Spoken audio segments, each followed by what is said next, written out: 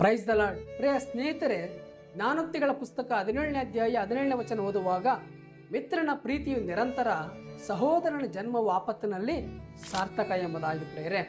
ನೋಡ್ರಿ, ಕಪಟದಿಂದ ಕೂಡಿದಂಥ ಒಬ್ಬ ಸ್ನೇಹಿತನು ಕೇವಲ ತನ್ನ ಲಾಭಕ್ಕಾಗಿ, ತನ್ನ ಸ್ವಾರ್ಥಕ್ಕಾಗಿ ಅವಕಾಶಗಳನ್ನು ಬಳಸಿಕೊಂಡು ಸ್ನೇಹಿತನಂತೆ ನಟಿಸಿ ಕಷ್ಟ ಬಂದಾಗ ಅವನು ಓಡಿ ಹೋಗುವಂಥ ವ್ಯಕ್ತಿಯಾಗಿರ್ತಾನೆ ಪ್ರೇರೆ.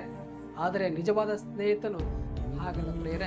ಒಬ್ಬ ನಿಜವಾದ ಸ್ನೇಹಿತನು ಕಷ್ಟದಲ್ಲಿ ಕಣ್ಣೀರನ್ನು ಒರೆಸುವಂಥವನಾಗಿರ್ತಾನೆ, ದುಃಖದಲ್ಲಿ ಧೈರ್ಯವನ್ನು ಕೊಡುವಂಥವನಾಗಿರ್ತಾನೆ, ಆಪತ್ಕಾಲದಲ್ಲಿ ಆದುಕೊಳ್ಳುವಂಥವನಾಗಿರ್ತಾನೆ, ಸಂತೋಷದಲ್ಲಿ ಸುಖ ಪಡುವಂಥವನಾಗಿರ್ತಾನೆ. ತನ್ನ ಸ್ನೇಹಿತನ ಸುಖವನ್ನು ಕೋರುವಂಥವನೇ ನಿಜವಾದ ಸ್ನೇಹಿತನು. ಮತ್ತು ತನ್ನ ಸ್ನೇಹಿತನಿಗೆ ಏನಾದರೂ ಕಷ್ಟ ಬಂದಾಗ ತನ್ನ ಕಷ್ಟದಂತೆ ಭಾವಿಸಿ ಅದರೊಂದಿಗೆ ಯುದ್ಧ ಮಾಡುವಂಥವನಾಗಿರ್ತಾನೆ, ಸಹೋದರನಂತೆ ಮುಂದೆ ನಿಲ್ಲುವಂಥವನಾಗಿರ್ತಾನೆ ಪ್ರೇರೆ. ಅವನೇ ನಿಜವಾದ ಸ್ನೇಹಿತನು.